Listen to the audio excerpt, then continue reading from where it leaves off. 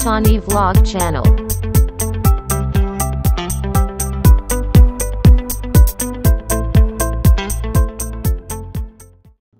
Bapak Ibu, lihat Tuhan berkata, semua baik, semua baik. Bahkan dari semula Tuhan telah menetapkan hidup kita ini ada di dalam tangan Tuhan. Hidup kita tidak di bawah kuasa ketakutan. Hidup kita tidak di bawah kuasa iblis. Hidup kita ada dalam tangan Tuhan. Maka kalau hidup ada di dalam tangan Tuhan, rencana indah telah kau siapkan bagi masa depanku yang penuh harapan.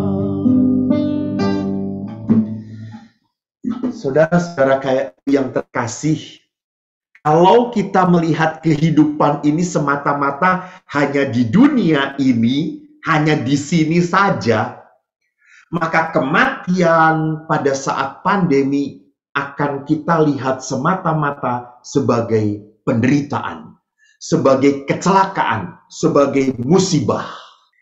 Maka kita harus melihat hidup dalam tangan Tuhan itu adalah hidup yang mencapai pada kekekalan. Hidup yang kembali kepada konsep manusia diciptakan berasal dari Tuhan dan kembali kepada Tuhan. Ini yang harus kita sadari. Maka kalau kita sadar bahwa hidup manusia ini adalah hidup yang berasal dari Tuhan dan kembali kepada Tuhan, lagu tadi bukanlah sebuah kekosongan. Hidupku dalam tangan-Mu, dalam rencana-Mu Tuhan. Maka itulah yang akan saya pakai sebagai permenungan pada sore hari ini.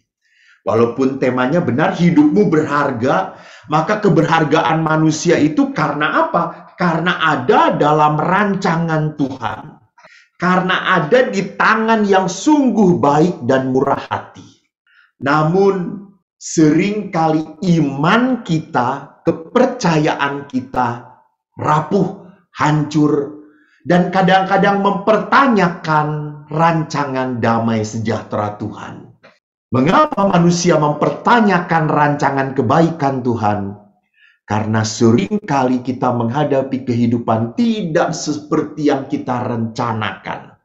Tidak seperti yang kita rancangkan. Banyak orang merencanakan, Romo, saya mau menikah dengan pilihan saya. Dia baik sekali, Romo. Dia menjaga saya, dia mengasihi saya, dia menerima saya apa adanya. Itu saat pacaran. Rupanya setelah menikah 5-10 tahun, Romo, langsung kita punya litani berjuta-juta kelemahan pasangan kita. Dan akhirnya kita berbicara kepada Tuhan, Tuhan, rupanya yang kau beri ini tidak seperti yang saya bayangkan, Tuhan. Saya kembalikan ya Tuhan, silahkan ambil. Berarti Anda mendoakan supaya pasangan Anda dipanggil oleh Tuhan. Jadi saudaraku yang terkasih, lihat banyak sekali kenyataan-kenyataan dalam hidup yang sering sekali kita tidak bisa menerima begitu saja. Kita bingung, bahkan kita kehilangan kepastian. Kita sadar bahwa kita hidup di dunia yang tidak aman. Ada orang yang sehat, olahraganya bagus, makan vitamin, lah kok kena COVID dan meninggal juga. Maka pada saat seperti ini kita makin bisa melihat bahwa akhirnya manusia itu bisa dihancurkan. Pertama-tama yang harus kita lihat adalah apa? Bisa hancur badannya. Betul, bisa hancur badannya. Tetapi manusia akan semakin ambruk kalau hancur juga iman, kepercayaan, harapan, dan cintanya. Jadi kalau tiga keutamaan ini, iman, harapan, dan cintanya juga ambruk, maka di dalam hidup orang itu sudah tidak akan ada lagi semangat untuk apa? Untuk hidup untuk sehat, untuk maju dan berkembang. Maka itulah pentingnya kita bersekutu. Itulah pentingnya kita punya Tuhan. Itulah pentingnya kita saling menguatkan dan saling mendoakan. Supaya walaupun tubuh kita ini rapuh, tapi jangan sampai iman, harapan, dan cinta pun kena virus. Kena virus ketakutan, kekhawatiran yang berlebihan. Jadi kalau istilah anak-anak muda itu, takut sih takut, tapi jangan lebay lah. Jangan lebay. Kita harus sebagai seorang beriman. Tetap harus sebagai seorang beriman pun, jangan jadi yang berimannya nekat. Jadi disinilah perlu kebijaksanaan. Maka ada orang-orang tertentu yang menghadapi kehidupan, kebingungan, kehilangan, dan dia akhirnya melihat bahwa kalau demikian hidup itu menjadi sebuah beban. Hidup itu menjadi sebuah kumpulan penderitaan. Hal ini menyedihkan kalau ada orang yang melihat bahwa hidup itu adalah kumpulan penderitaan. Saya suka suka kadang-kadang bercanda waktu di rumah retret dengan anak-anak perempuan atau anak laki-laki gitu ya.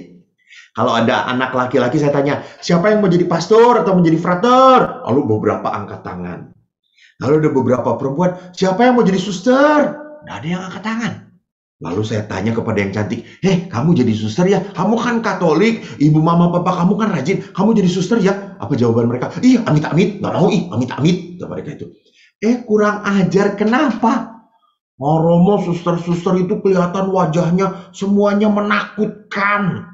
Serem. Nanti jadi suster itu menyeramkan. Jadi lihat, kenapa sampai ada anak-anak yang tidak tertarik karena apa? Menyeramkan. Jangan-jangan hidup kita pun sama. Kita itu hidup sebagai pribadi yang penuh dengan apa? Kesakitan. Maka orang itu kalau hidupnya penuh kesakitan, hidupnya tidak akan pernah membawa sukacita. Kenapa? Karena hidup dia merasa terbeban. Jadi hidup ini bukan sebagai panggilan berkat rahmat Tuhan, tetapi hidup ini adalah sebagai perjalanan menitik salib. Bapak Ibu, walaupun kita memanggul salib, rasanya Tuhan pun tidak menghendaki kita memanggul salib dengan wajah yang cemberut dan penuh penderitaan. Bukan. Bahkan Paus pun mengatakan, jangan sampai menjadi orang Katolik dengan wajah-wajah seperti orang yang pulang dari kuburan. Jadi Bapak Ibu yang terkasih, kita harus mempunyai wajah yang penuh sukacita. Dan itu hanya terjadi kalau kita bisa melihat bahwa kehidupan ini adalah perjalanan anugerah demi anugerah. Maka orang-orang tertentu tidak bisa melihat perjalanan ini menjadi sebuah berkat, bahkan menjadi beban karena mereka melihat bahwa hidup mereka tanpa arti, tanpa makna. Jadi kalau orang itu tidak pernah menemukan makna, arti di balik penderitaan, maka orang itu hanya melihat penderitaan sebagai beban saja. Dan kalau orang itu melihat hidup ini hanya sebagai beban, maka dia akhirnya apa?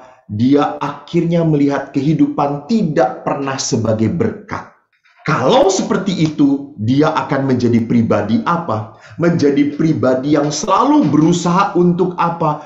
Untuk melihat penderitaan ini, menghilangkan penderitaan ini secepatnya. Jadi dia tidak mau menderita berkepanjangan. Bagaimana dia supaya bisa menghilangkan penderitaan ini? Dia akan sibuk cari kesibukan, banyak kegiatan, banyak pelayanan, tidak mau diam, tidak mau bertekun dengan menghadapi apa sih sebetulnya yang ada dalam hati saya. Apa kekecewaan saya, apa kesedihan saya, apa kepedihan saya. Atau orang itu melarikan diri kepada hal-hal yang sesat. Misalnya apa? Minum-minum, mabok, menikmati seksualitas madat. supaya kesenangan ini bisa apa? Bisa melampiaskan kejengkelan, kepenatan, dan kebosanan hidup. Namun yang menyedihkan, ada orang-orang tertentu yang akhirnya sudah tidak tahan lagi dengan penderitaan. Maka kalau orang-orang tertentu itu sudah tidaklah tahan lagi dengan penderitaan, dia akhirnya punya keinginan untuk mengakhiri kehidupan. Jadi orang-orang seperti ini,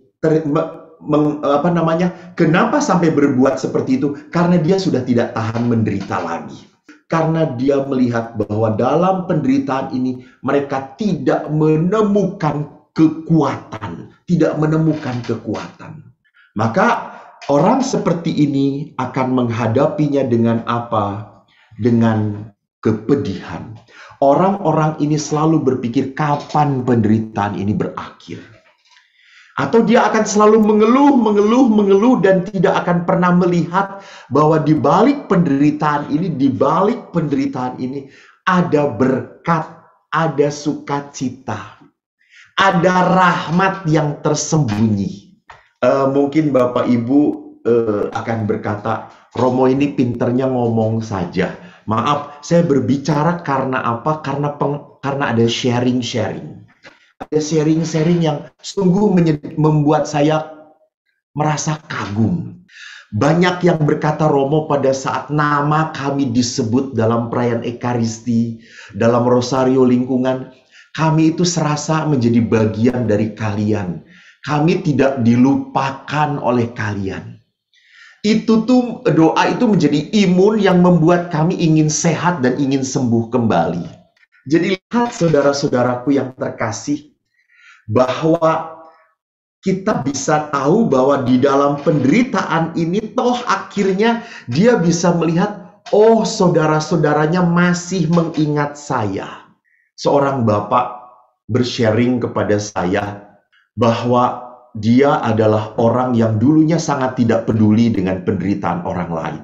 Dia ngomong jujur, dia tidak pernah memberi sedekah, tidak pernah memberi, apalagi beri sumbangan. Dia ngomong jujur, kalau kolekte pun, ini bapak ini yang ngomong ya, saya nggak ngada-ngada. Kalau kolekte pun, dia cuma ngasih uang 2.000, asli. Dia mengatakan, dia ngomong, saya sudah siapkan dari rumah, saya lipat-lipat untuk kolekte 2.000. 2.000 Romo. Jadi seminggu sekali 2.000, sebulan berarti 4 kali 2.000 berapa? 8.000. Dia sampai hitung-hitung itu.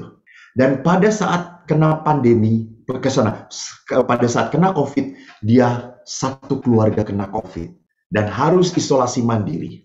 Dan dia sangat kaget bahwa lingkungan dari gereja Katolik yang lingkungan dia mengirim makanan sampai 14 hari kepada keluarga ini. Bahkan kadang-kadang ada ibu yang telepon, kamu mau makan apa? Saya buatkan.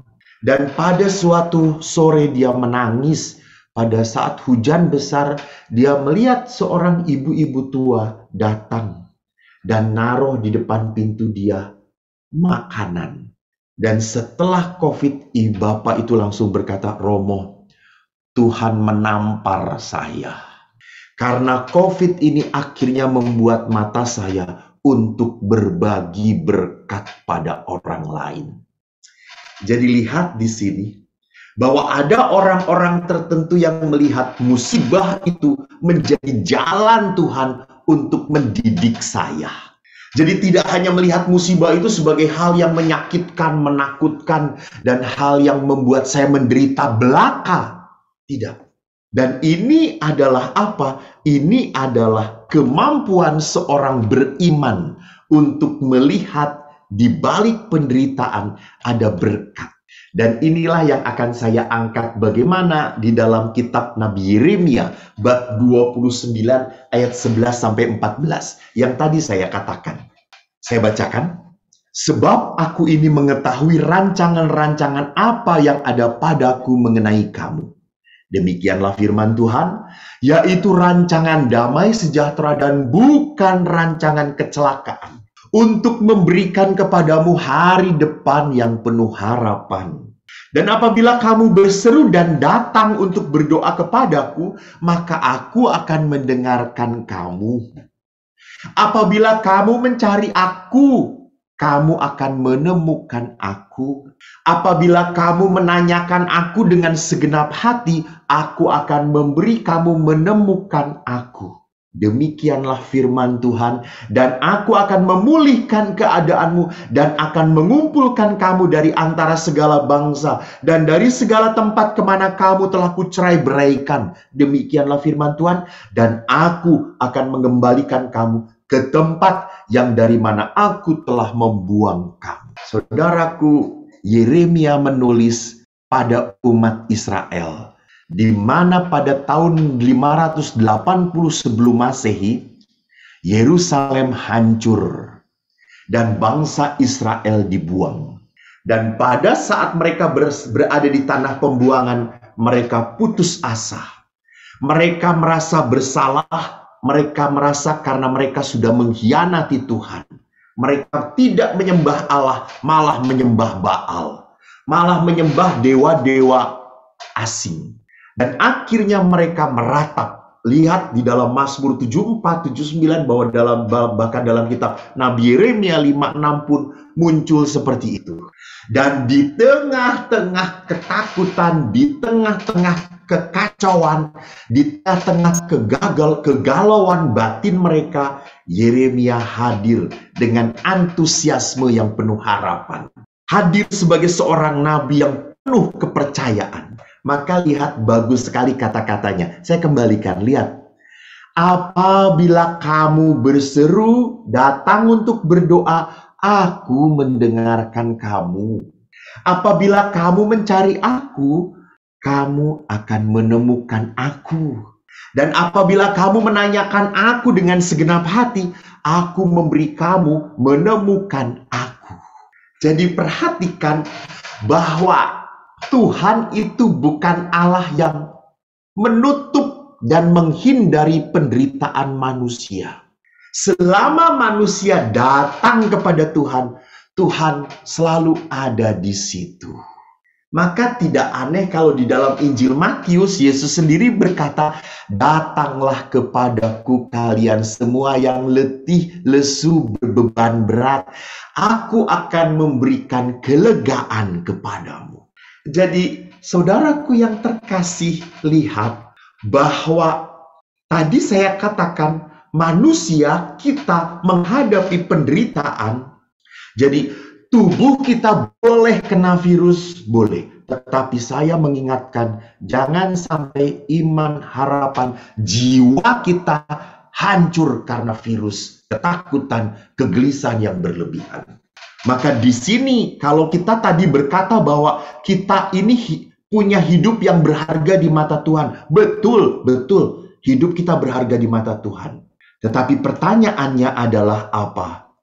Apakah kita mempunyai iman seperti itu atau tidak?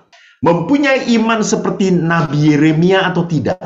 Di tengah-tengah kehancuran. Di tengah orang-orang yang selalu share berita-berita yang menakutkan, berita yang menyedihkan. Jangan-jangan saya juga adalah orang yang begitu mudah share berita-berita yang menakutkan dan menyedihkan, biar membuat orang lain makin ketakutan. Bagaimana kita dipanggil untuk apa? Untuk menyalakan sebuah lilin di tengah kegelapan. Daripada kita mengutuk kegelapan, mari kita menjadi orang yang berani menyalakan sebatang lilin. Sebatang lilin iman, harapan, dan kasih. Maka itulah yang ditunjukkan oleh siapa? Nabi Yeremia. Nah, saat ini kita dilanda sikap apatis, pesimis, menghadapi kenyataan yang pahit, gelap, pekat, penderitaan bertubi-tubi. Banyak orang yang menangis, berteteskan berlinangan air mata karena ditinggalkan orang-orang yang disayang. Maka sekarang apa sesungguhnya yang membuat orang bisa bertahan di dalam situasi yang demikian? Mari kita belajar kembali kepada firman Allah. Antoni Vlog Channel.